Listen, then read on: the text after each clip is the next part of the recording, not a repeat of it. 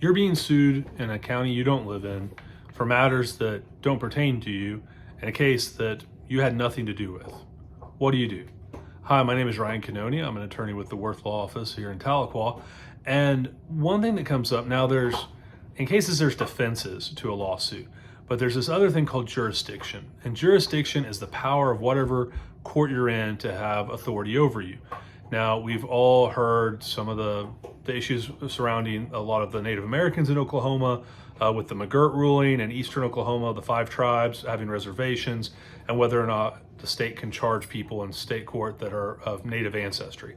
There's still some debate on some of that right now. Most of it is, you can't be charged in state court. There's still questions as to how it relates to fines and costs, old convictions, all that. But that's not exactly what we're talking about.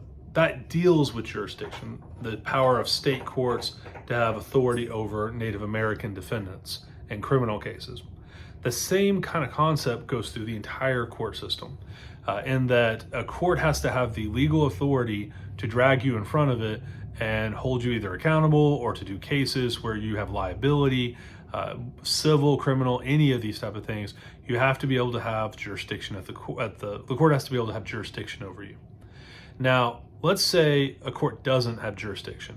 Someone's trying to sue you in a court where there's no, you don't live in that county or area.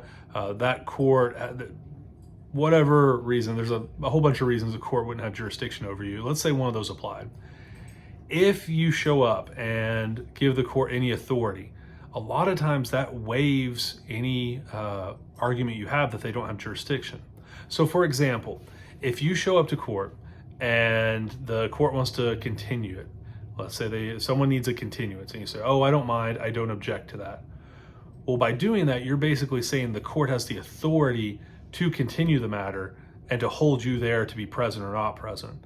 And so if you had a jurisdictional argument, if your attorney would have a jurisdictional argument, and that happens, you agree to something as simple as a continuance, then you have now waived it, and now that court has jurisdiction over you, the case can proceed, and you may be looking at liability or anything else involved, depending on what your case is. So knowing a little bit about jurisdiction early, and when I say early, I mean at the beginning, the very beginning of your case, is very important, because those decisions you make at the very beginning can have ramifications all the way through your case, into any appeals you possibly have, and to any defenses you possibly have.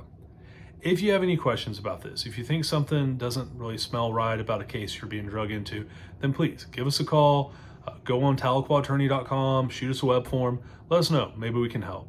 Thank you.